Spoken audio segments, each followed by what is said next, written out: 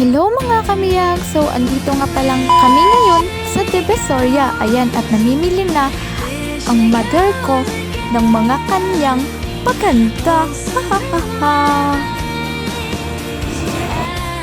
Tara mga kamiyang, samahan niyo akong pumili ng mga damit sa ukay-ukay.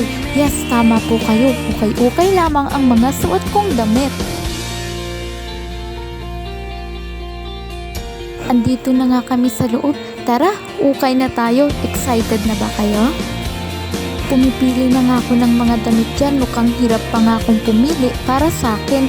Para atang hindi ko type yung mga nakikita o nahahawakan kong damit.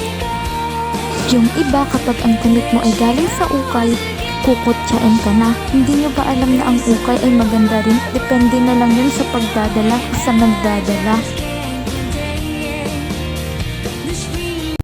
Nakapagod din parang mag-ukay mo kaya umubunin na ako. Napagod na ata ako sa paghahanap ng mga damit para sa akin. Guys, nagpahinga na lang muna ako kasi sumasakit na ako ng ulit dyan. Tapos may dala pa ako. Pauwi na nga pala ako. May mga kamiyang hanggang dito na lang. Bye-bye!